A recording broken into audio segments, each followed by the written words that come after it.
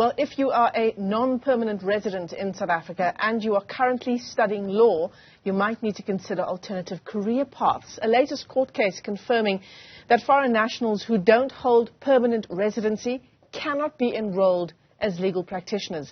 Let's get you more on this now. We're joined by the Asylum Seeker, Refugee and Migrant Coalition Director. That's Muchengeti Hudson Hwacha, who joins us via our video link this morning. Muchengeti, it's a massive blow that unfolded in the Constitutional Court just this week. Indeed. Morning, Michelle, Yeah. and morning to our viewers. Yes, we unfortunately suffered a blow. The court has come back to say that only citizens and permanent residents are permitted to be admitted and enrolled as attorneys and advocates in South Africa. But also, so it declined to confirm Section 24 of the Legal Practice Act, that it's unconstitutional and invalid not to allow foreigners to be admitted and authorized to enroll as non-practicing legal practitioners. What does that part of that judgment mean? That's very correct.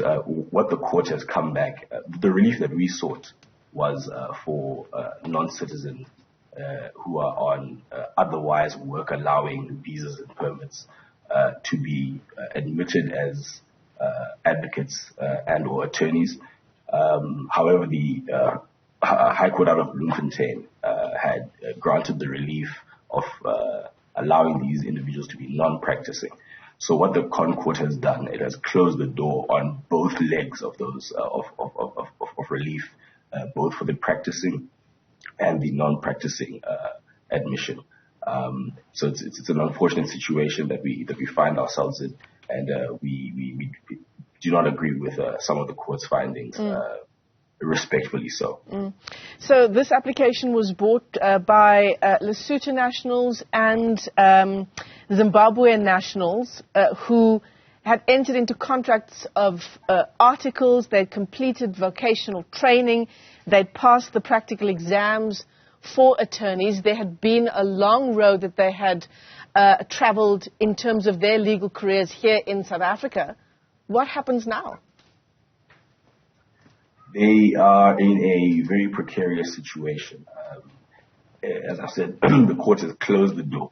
Excuse me, has closed the door on them. And it, as you said rightly in the introduction, that even those who are studying law currently or planning to study law, they can really forget about a career as advocates or attorneys.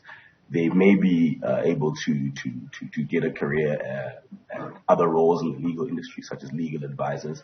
But our argument before the court was this limits their right to self-actualize by confining them to these smaller roles. Can you explain to us the reason given by the court for this kind of decision? The court has sought to rely quite heavily on Section 22 of the Constitution, which confers the right to choose trade only on citizens. However, our contention is that is the wrong provision to rely on. The applicants, both the Lesotho nationals and Zimbabwe nationals, approached the court on the basis of the equality provisions, Section 9 of the Constitution, and the dignity provisions, Section 10 of the Constitution. And just to sort of highlight where we think the court got it wrong, the court sought to place some reliance on Canadian jurisprudence, where in similar circumstances, non-citizens were denied the right to practice by Canada's highest court when they approached on the grounds of Canada's version of our Section 22, their right to trade or right to choose trade.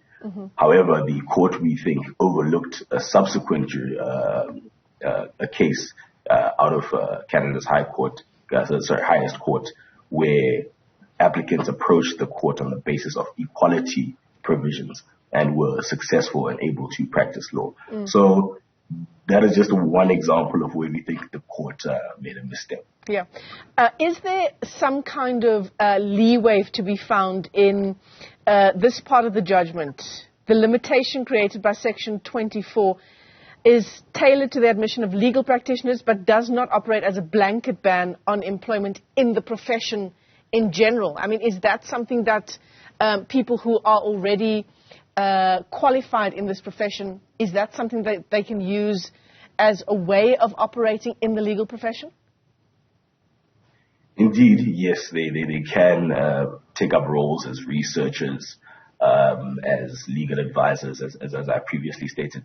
However, it's important, and the court's jurisprudence speaks to this, that one's profession is not just about earning a living. It's also about being socially accepted in a community. It's about self-actualizing. Those things are important and to the dignity of an individual.